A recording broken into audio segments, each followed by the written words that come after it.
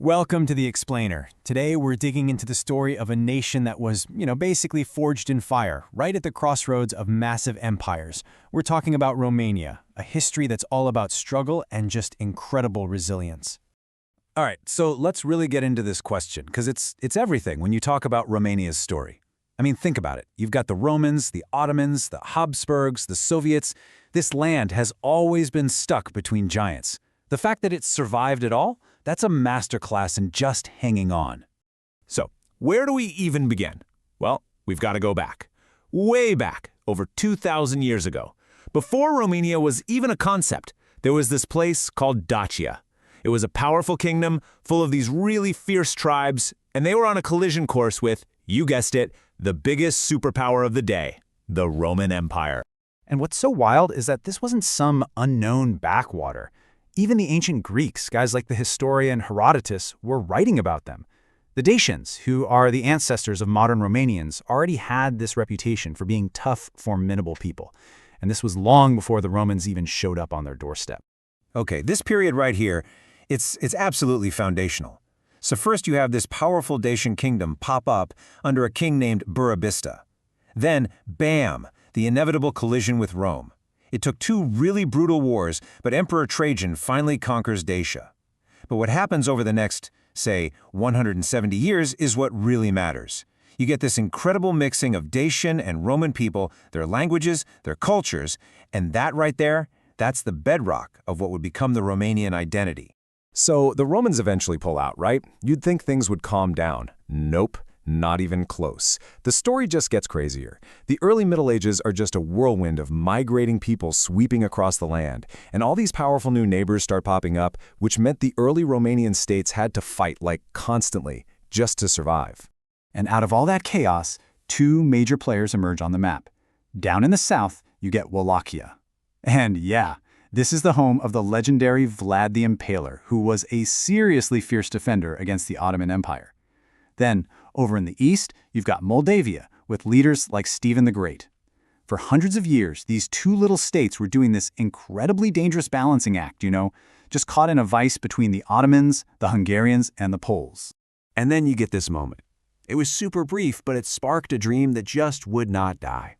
For just a flash, in the year 1600, this prince, Michael the Brave, manages to unite the three big Romanian lands, Wallachia, Moldavia, and Transylvania. Now, it fell apart pretty quickly, but the idea of a single united Romania, that became this incredibly powerful symbol for everyone who came after. Okay, fast forward to the 19th century. And that dream of unity? It's not just a dream anymore. It's starting to look like a real possibility. There's this massive wave of nationalism, of national awakening, sweeping across all of Europe, and the Romanian lands are right in the thick of it. And you can really see how it all comes together, piece by painful piece. It all kicks off with the spark of revolution in 1848. Then, in 1859, there's this really clever political move that unites Wallachia and Moldova. Fast forward to 1877, and the new country wins its full independence from the Ottomans. But the final massive piece of the puzzle? That comes after the unbelievable sacrifice of World War I with what they call the Great Union of 1918. And this was the result. What became known as Greater Romania. We're talking about almost 300,000 square kilometers. For the very first time in history, the huge majority of Romanian people were all living inside one single independent country. The dream, it was finally real. But you know how these stories go. This moment of triumph, it didn't last long. This new, bigger Romania was almost immediately thrown into the total chaos of the 20th century. A real storm that would bring these incredible challenges from two directions, fascism on one side, communism on the other. World War II for Romania, wow. It was like a desperate tightrope walk over a canyon. In 1940, the country gets torn apart, forced to hand over huge chunks of territory. So what do? To try and get them back, they ally with Nazi Germany against the Soviet Union. But then, by 1944, you can see the writing on the wall. The tide is turning. And there's this dramatic coup, led by the very young King Michael, that flips the country's allegiance over to the Allies. It was a total last-ditch effort to save the nation. So even though they ended the war fighting with the Allies, Romania just couldn't escape its geography. The Soviet Red Army was right there, and their presence pretty much guaranteed a communist takeover. And this whole situation eventually leads to the rise of one of the most notorious dictators of the 20th century, Nicolae Ceausescu. So Ceausescu gets this obsession in his head.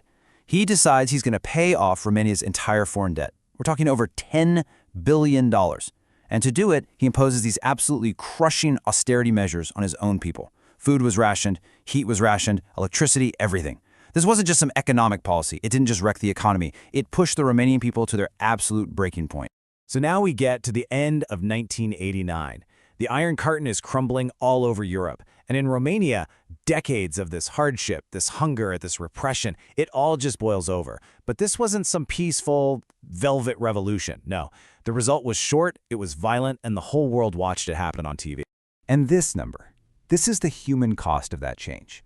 Over 1,100 people died in just a few chaotic days in December 1989. It was one of the absolute bloodiest ends to a communist government in all of Eastern Europe. And it all culminated in the capture, a quick trial, and the execution of Nicolae Ceausescu and his wife, Elena, on Christmas Day. The decades since then have been another total transformation. I mean, after a really rocky transition period, Romania holds its first free elections in over 50 years.